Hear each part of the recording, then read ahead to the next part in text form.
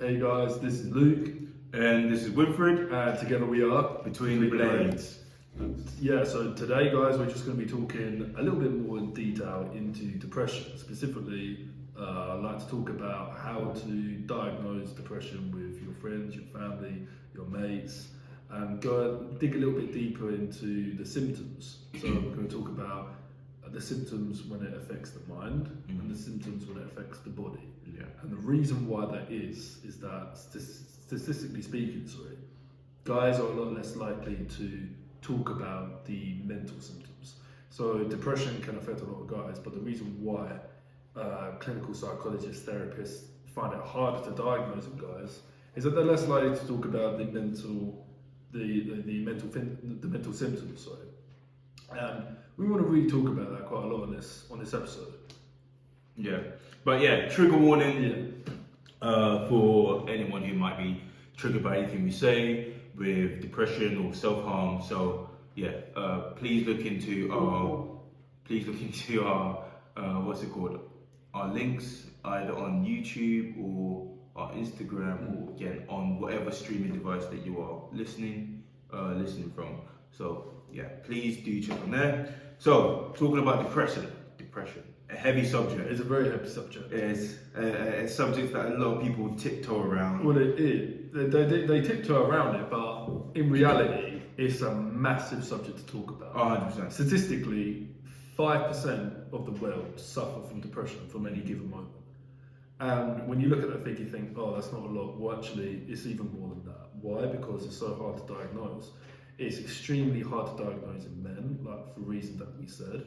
And we want to know why that is. You see, I feel like, depression occurs in everybody. When I say occurs in everybody, depression can come into you can get depressed by obviously losing your job. You can get depressed having a bad day, even just a normal day. You can just feel a wave of depression. Oh, I feel depressed.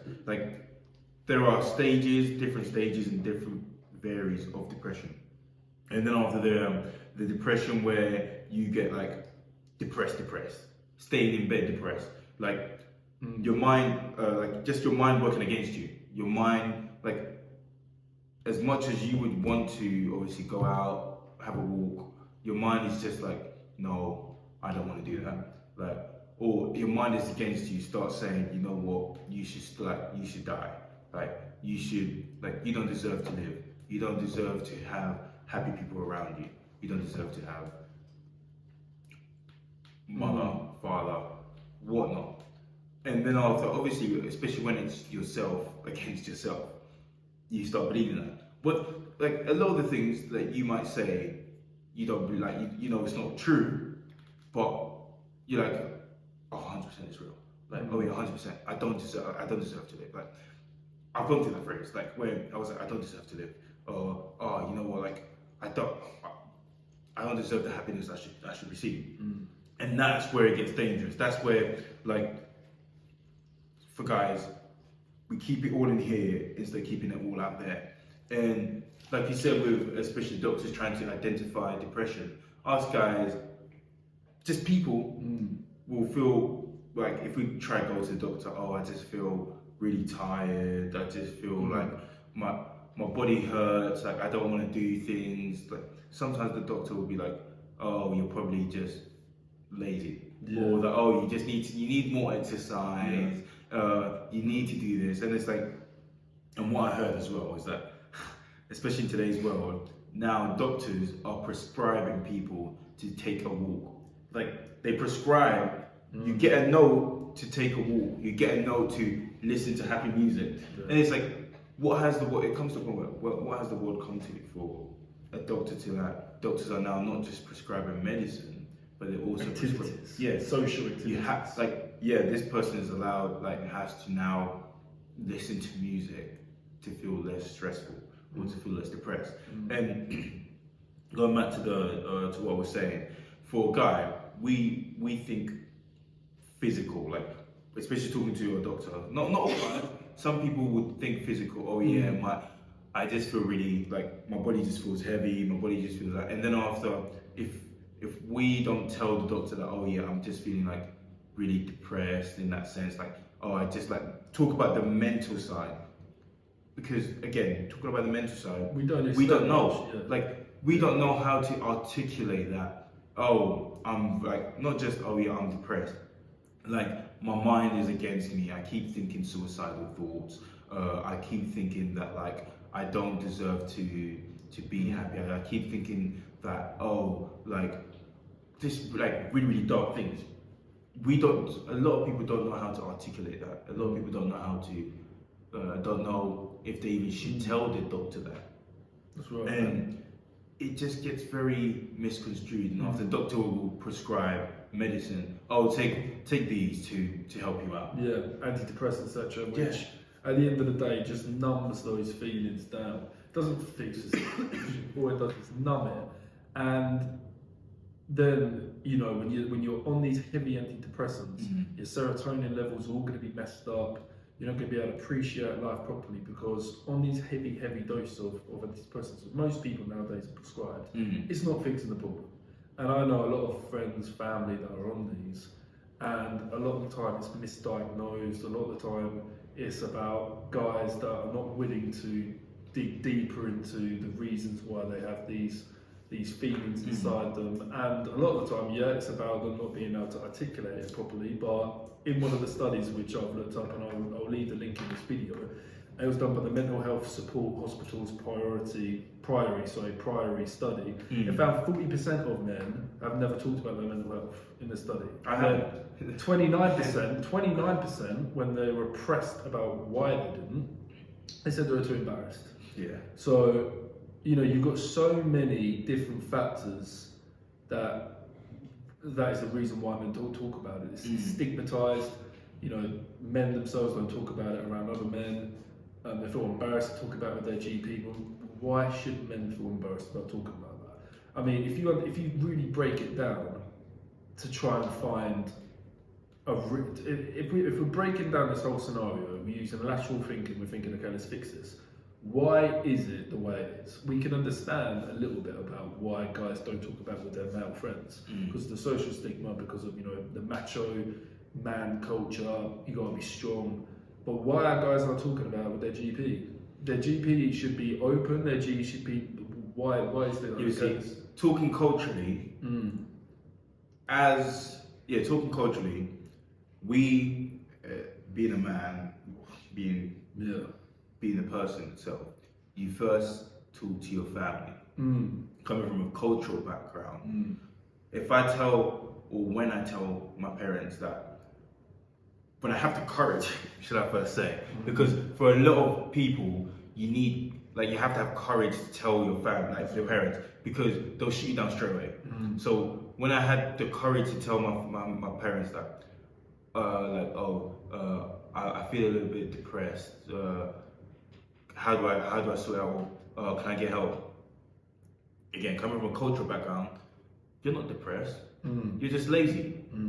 You're not depressed. You're telling yourself you're depressed, and it has like the heaviness. You start thinking, so what, am I depressed, or am I just making this up in my head? Yeah, or maybe you start thinking that a depressive state is normality. That's what life is.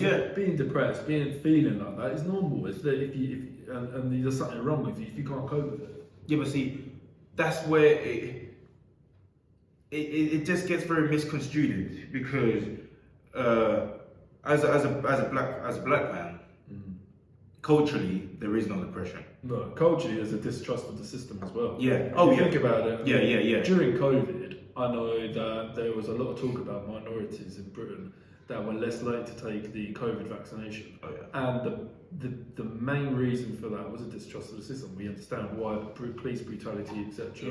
And I feel that's another factor. I feel minorities in the UK, they have a deep distrust, which is entirely understandable, of institutions, because of institutional racism, etc. Because of that, that's another factor that we need to consider about why guys don't talk about it. Young black guys don't talk about their depression, because they distrust the system. So they will distrust their GP. They won't take, you know, what they're saying for granted, because they don't know if they have their best interests at heart.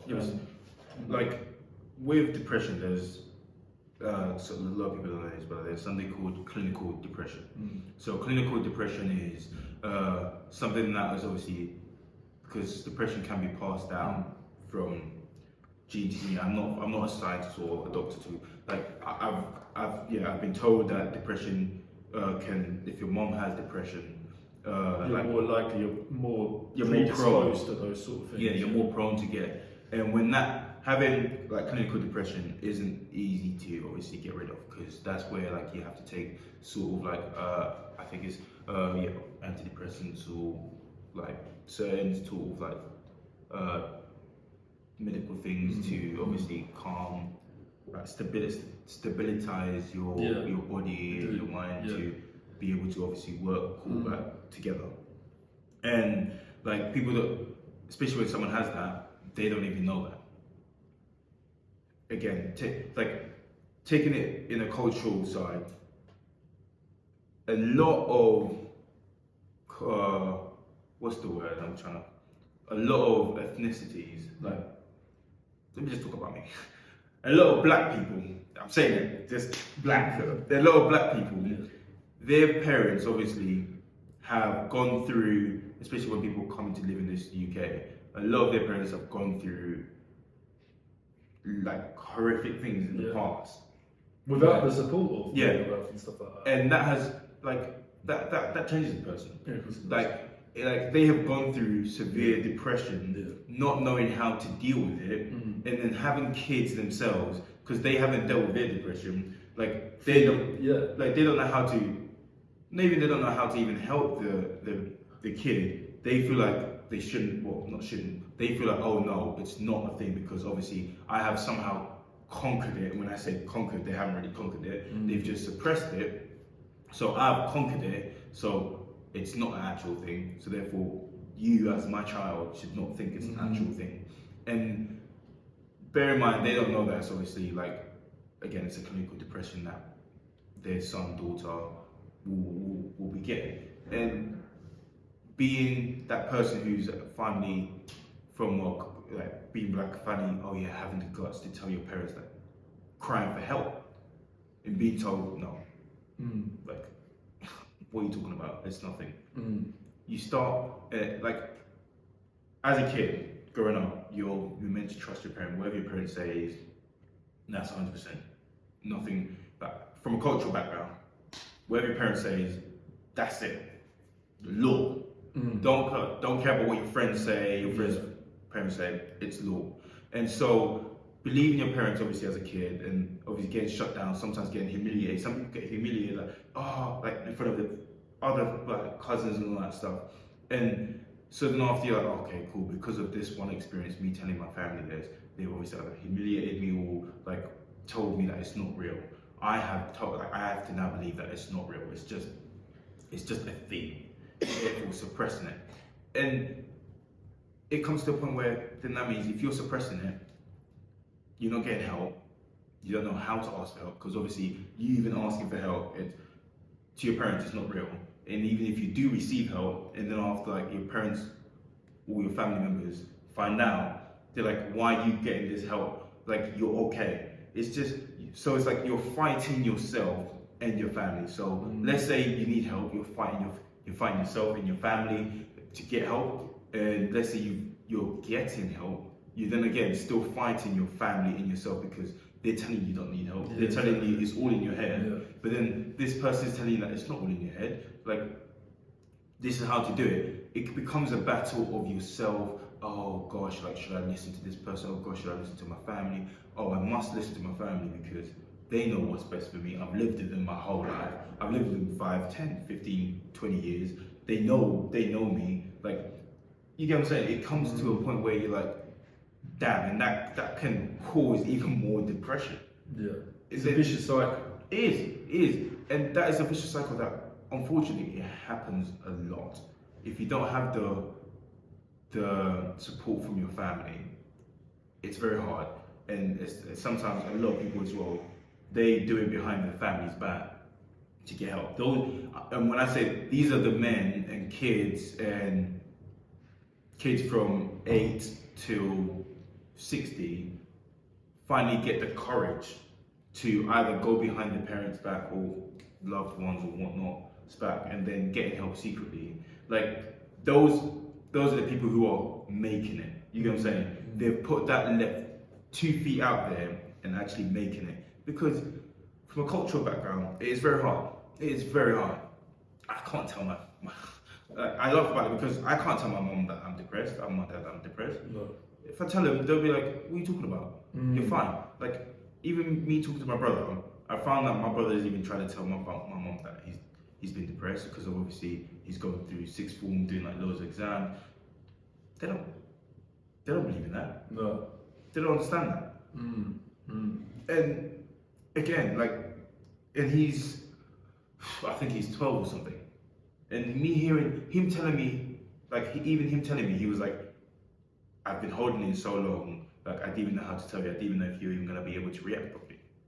I was like, and to me, as his older brother, I was like, wow, like, he couldn't even have the confidence to tell my parents or even tell me that, oh, he's going through that. Like, it's built up in him. That must have really struck a chord in your heart. Yeah, it has. Like, It has. I went through this. I'm seeing it in my younger brother now. You know, why is this? Why is it us? You know, black guys, people from ethnic minorities. Yeah. Why is this stigma so strong in these households? 100%. You know, what? It's unfair. See, it is. Like obviously we both live 2 different lives and literally I say this as it is, 2 different lives, black and white. Like things that, let's say, I was shown, you weren't shown, or privileges that I got or couldn't get, you also had different sort of privileges. And what people also don't understand is that affects a lot. That ties a lot in depression, because like it's just a point where, again, being black, it's just a point where you can't get help. And like, especially if you're a black man in a family, or a black kid in a black, white, well, black, whatever you are, like just Black, white, multi. yeah, it's hard. It's hard, and like I said before, especially the system. I'm not blaming the government for this or anything, but like the system is not always in the favour of the of people of colour or people of who aren't British born or whatnot. It's very hard. Like people, I know my cousins who have visas, like not British passport, visas to come to this country. They aren't allowed to sometimes get certain like mental or like certain like medical Support. Yeah, because they aren't of English nationality, or they aren't like it's difficult. It can be very difficult, very difficult. And I don't think it's right.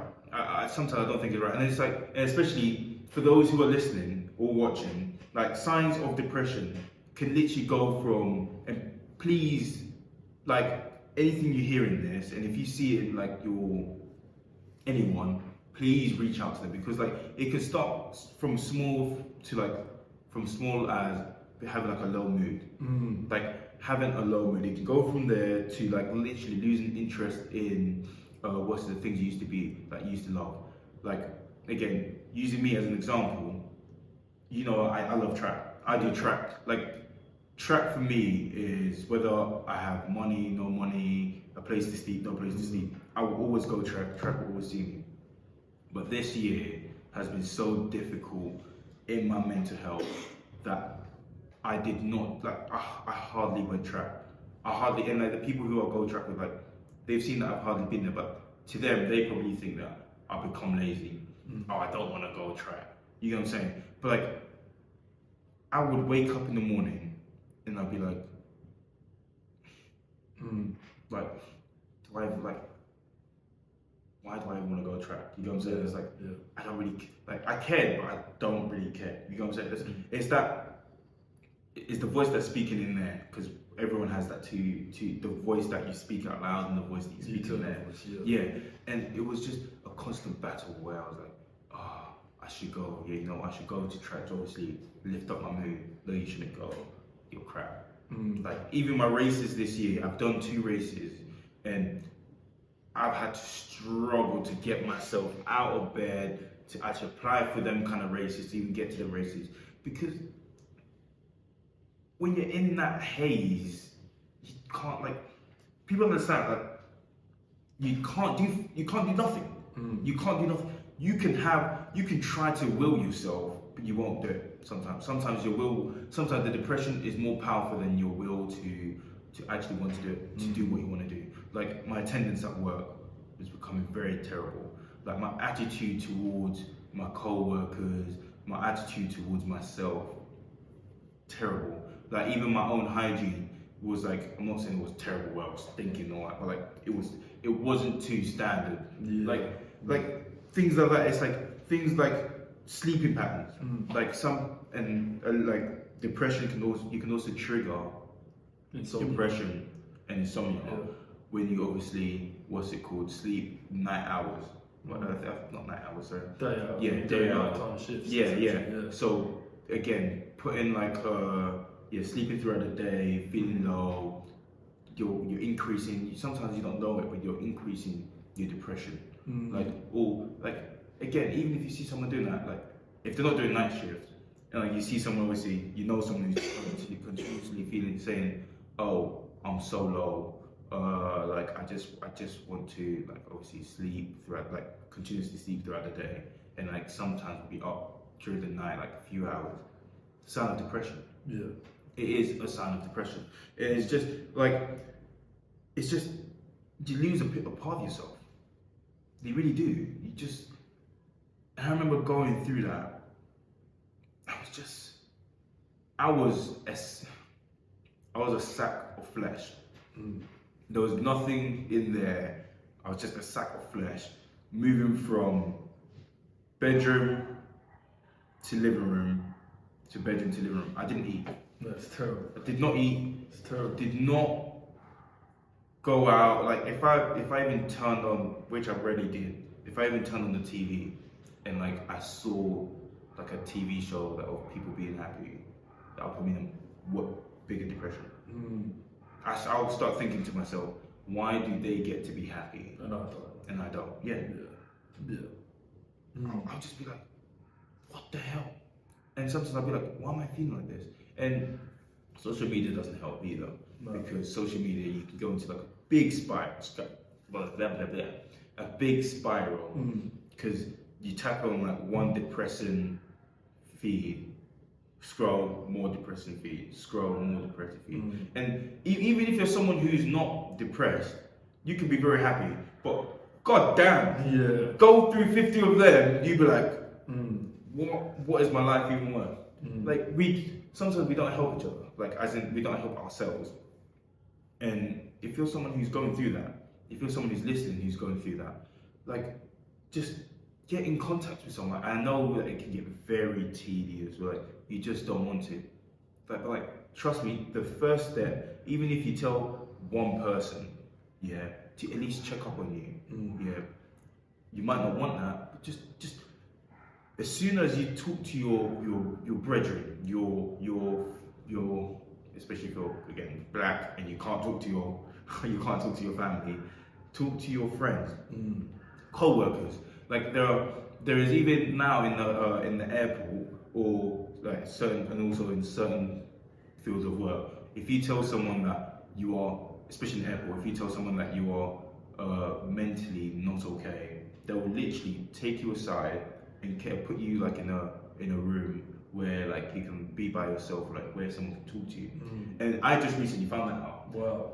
That they do that at airports, and need more stuff like that. and it's like even if it's at work, like you talk to HR or you talk to your boss, like, look, I've been feeling like I've been feeling depressed, I've been feeling this, that. Like, is there a way that either like the company can help me? With a lot of companies, they'll be very happy to do that. They'll be very, very happy to do that.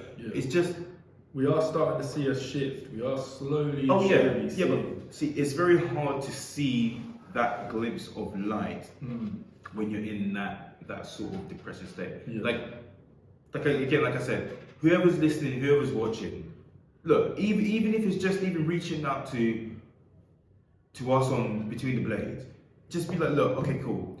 Can you direct me to a place where I can get help? We will do it all like the best we can to help you out, because this depression is just, it's killing people. It's killing a lot of the minority. Like I'm not saying that white people don't matter, you know, like they do. Like everyone, to me, everyone is equal with whether like you're 65, 16, 18, everyone's equal, black, white, Asian, you're all equal. But what I've seen a lot is that people, for the minority, we don't get none of this help. We don't get none of this help from family, we don't get none of this help, especially if we're in a culture of a gang culture, we don't get none of that. Even if you're in a culture where, like, especially sometimes in a religious environment, they'll obviously tell you, pray to God, pray to God, pray to God. But sometimes, yeah, praying to God is good. Also, praying to God and getting help is even better. Maybe God's telling you to go get that help.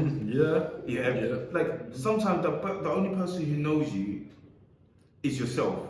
And if you're young and if you're listening to this, sometimes you have to be a little bit rebellious to seek that help for yourself, for someone else to actually realize that, oh, for your family members, someone else to actually realize that, oh, you know what, he or she really needed this. Like, I'm glad that even though I was being ignorant to telling them not to go do this, they went to go do this themselves. Because look, there's only a few paths that you can take. It's bottling it up and it coming out in the future as a form of abuse, a form of drugs, a form of... Because it will come out. You won't be able to bottle it up forever. 100%. It will manifest itself 100% in some aspect of your life, and it's going to be worse than dealing with the issue now. You know, dealing with the issue now, you're gonna feel, of course you are. You might feel embarrassed. You might feel stigmatized. You might feel like, you know, you haven't got people to turn to. But if you can talk about it, it's going to do a lot more. It's going to do so much better for you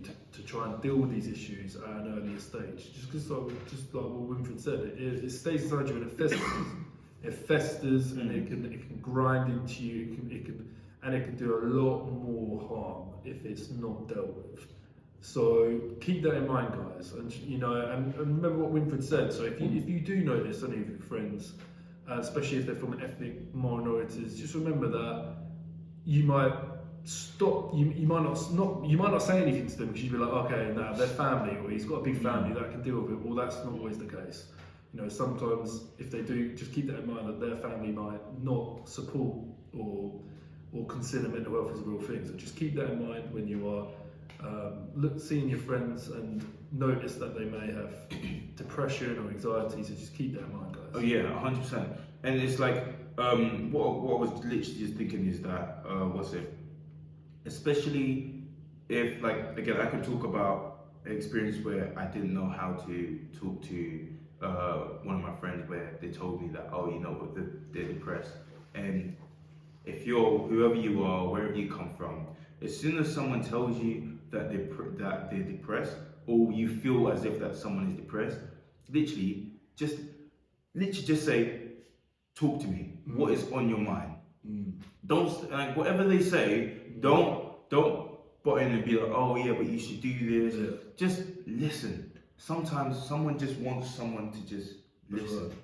Just listen to them. Like, and from there, you will know how to conduct yourself and conduct that person. And you haven't always got to be necessarily a qualified mental health expert. You know, at the end of the day, you haven't got to have a solution. Sometimes the solution is just listening. Yeah. Is just being something that someone can open up and vent to. You know, you haven't even got to be sitting there thinking, oh, well, I can't say anything because, you know, I'm not geared up for that. I'm not trained in. What am I going to do if they start crying, etc.? It's not always like that. Sometimes people just want someone to talk to, and that can mend people. Just that in itself. 100%. And it's like, even you listening, you can even then direct them to getting help, because like, especially if a guy tells you that, oh, they're depressed, you need to listen. Because that one time that they've told you, they won't say it again, especially if you brush it off. they won't say it again. They'll take notice. They'll notice your Like, reaction. yeah, consciously and subconsciously, they won't mention it again. Like, you listen, and then after you direct them. Especially if you feel like what you are hearing is too much for you to even listen to, or too much for you to handle. Again, there are Samaritans. There are loads of places that will actually help that person. Your brother, your sister, your uncle, your father, your husband. Just please, just listen. Like, if I'll be honest, when I was in that deep depression, if I didn't have that one person who just listened to what I said, like wanted to say, or listen to my troubles, or just even ask me how am I feeling, I would not be here today to talk to you guys about, like, bro. I'll be honest, if that suicide thing, that like me doing drugs, that if that didn't work, I would have tried to kill myself another way. I'll be honest, I would have tried to kill myself another way. It's harsh to say, but that is how, that is what I know I would have done. And if someone didn't just listen, I wouldn't be here.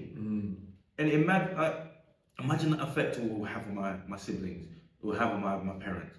When you're in that phase, you don't see that. You just see that you are the problem. You are the problem to everything in life. Whether, even if it's nothing to do with you, you are still the problem. And look, this is why I'm so invested in this, and I'm so passionate about this. Even if it's, like I said, even if it's just hitting us up on Instagram, I will be very happy to just listen and direct you. I'm not qualified, but soon I will be qualified. But right now I'm not qualified. Right now all I can do is listen and direct, and I'll be happy to do that. Like, even if you guys need help to even know what to say and all that, just try to talk to us, and we'll try to find something out for you guys to go get help, or just please, if someone is going through this, no matter the culture, no matter the skin, no matter the gender, just listen, just ask. Like, even if you don't ask, and you have realized that, oh, you know what, that person is going through that. Trust me, like Chris, my brother, used to do this. Like, I hated it, I'll be honest. But when I was going through this depression phase, he will always come to mind on Wednesdays. And sometimes obviously coming when someone's depressed, sometimes they would just want to be alone. Always coming, always seeing them isn't always good to everybody. It's not always good. But he kept coming over every Wednesday. And sometimes, I'll be honest, sometimes I didn't want him there, but I wanted him there. You get what I'm saying? I didn't want him, but I wanted him. And him, sometimes we won't even talk, because we used to go to Wetherspoons. Sometimes we won't even talk. He will literally just be there.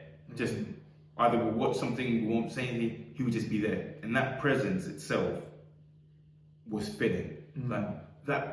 Sometimes words weren't even said, but that was just fitting. I felt like, someone did care about me. Maybe I am worthy, and that's all that's all that sometimes that can show you guys. Yeah. Sometimes it's just having the presence, just spending time with people. You haven't even got to necessarily get into deep stuff. Yeah, you haven't even got to do that. Sit in and listen. That did a lot for Winfried. It did. His brother Chris, he reached out to him. He spent time with him. He did that, and I know he was a really good moral support for Winfried at the time. 100%. You guys can be too. But yeah, it's just, if you don't have the courage to ask for help, at least just say someone should check up on you. Even if you don't have the courage to even say that, then please seek advice for yourself. That's right. Please do, guys. And if you don't have courage for that, if you try to talk to message us on Snapchat, message us on Instagram. If you don't have courage for that, then have the courage for yourself to even go for a walk. Slowly, even if it's just going for a walk. If you don't have the courage for that, try even smaller. If you're someone who's just bedbound, control breathing. Yeah, so breathe. If you don't have the courage for that, takes little steps coming out of bed. Like even if it's 2 steps and then going back to bed, and then the next hour 3 steps, or the next day 3 or 4 steps. Slowly. But please don't ever feel or think that suicide is the best way to end everything, that it will resolve anything. Because look, if someone out there loves and cares about you, your friends love and care about you, your family loves and care about you. And I know that a lot of people have heard that. And if you don't even think about your friends or your family, think about the absence you would have. Just even get a notebook, or a little paper, and write down absence you would have when you're gone. Then you start realizing that, oh, you know what, my absence will leave like a hole in people. It will leave a hole in my mom's heart, my dad's heart. It will leave a hole in my girlfriend's heart, my wife. Like, trust me, if you give yourself time to heal, you will heal. If you give yourself the daylight to actually receive that help, you will get it. You will get it. And there are people out there, especially if you don't have the financial wealth to pay for a therapist or get that mental health help. There are charities out there that will help you out for free. Again, if you're listening, check our description. We'll put that up there.